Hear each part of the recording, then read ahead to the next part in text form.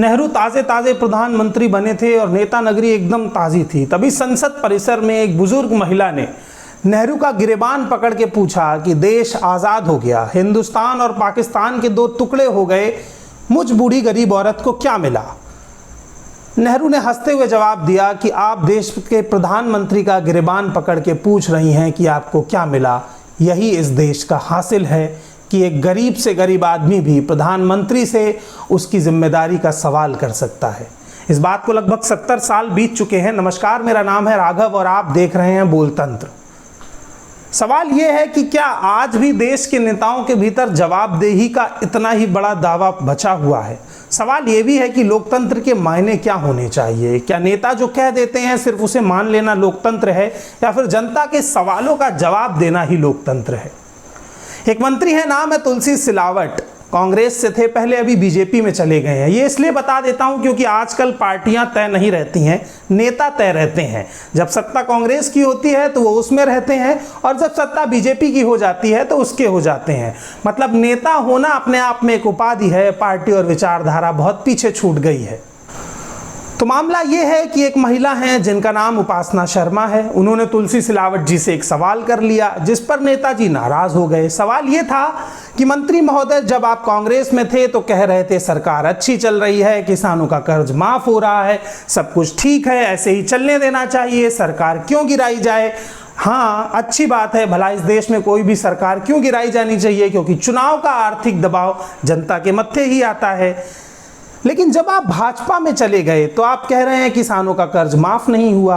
आप इतनी जल्दी अपनी बात से कैसे पलट सकते हैं? और अगर ऐसा है तो आप झूठ कब बोल रहे थे, तब या अब? सवाल जायज़ था, नेताजी को जवाब देना चाहिए था, क्योंकि पार्टी बदल कर वो एक देश की सबसे देश प्रेमी पार्टी के खेमे में गए थे, मगर वो जवाब नहीं दे पाए। जवाब के तौर पर लड़की को सोशल मीडिया पर गालियां मिलनी शुरू हो गईं। नेताजी की जो ट्रोलर फौज है वो तैयार थी, सोशल मीडिया पे तरह तरह के कमेंट किए गए, उसके चरित्र पे सवाल उठाए गए। इसके बाद पुलिस के पास जब लड़की कंप्लेन लेके गई तो पुलिस ने कहा, वो सुनने लायक है, पुलिस का कहना था कि आप किसी मंत्री से ऐसे सवाल कैसे कर सकती हैं।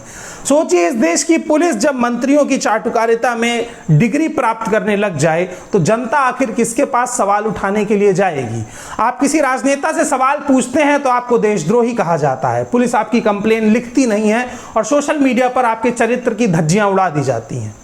ऐसा क्या हो गया पिछले 4 से 5 साल में कि लोकतंत्र के सारे मायने बदल गए हैं? इतना तानाशाही तो हिटलर शासन में भी नहीं थी कि आप नेता से सवाल ना पूछ सकें।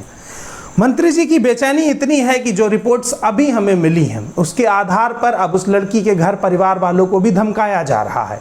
आप सोचिए कि कितना बड़ा गैंग काम करता है नेताओं के लिए।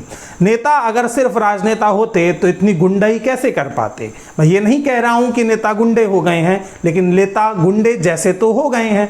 अगर किसी लड़की के घर परिवार वालों को धमकाया जा रहा है तो किसी राजनीतिक शय के बिना संभव नहीं है। अब सवाल ये बनता है कि अगर किसी नेता से आप अपने घर के सामने टूटी हुई सड़क पर सवाल करेंगे तो सड़क बनवाने की जगह वो आपको तोड़ने की बात करने लगेगा। क्या यही लोकतंत्र का मायना है? क्या नेहरू का गिरेबान संसद परिसर में उस दिन इसीलिए पकड़ा गया था कि इस तरह की जवाबदेही बची रहे? ये पोस्ट कृष्णकांत ने फेसबुक पर लिखी थी, क्योंकि मेन स्ट्रीम मीडिया तो ऐसी खबरों को कवर नहीं करता है, क्योंकि जब तक किंग जोंग की च्युइंगम और सिगरेट से मीडिया को फुर्सत नहीं मिलती है या पाकिस्तान के टिड्डी दल पर उसकी कवरेज नहीं हो जाती है, वो बाकी खबरों पर कहाँ ध्यान देता है। तो इन सब टिड्डी दल के अलावा जो मेन स्ट्रीम मीडिया से खबरें बची हैं, जो आपके सरोकार की, अगर देखना है तो बोलतंत्र को सब्सक्राइब कीजिए, बेल आइकन को दबाइए और हमें बताइए कि वो तमाम बातें जो मेन स्ट्रीम मीडिया नहीं कवर करता है, क्योंकि हम कवर करने की कोशिश करेंगे। धन्यवाद।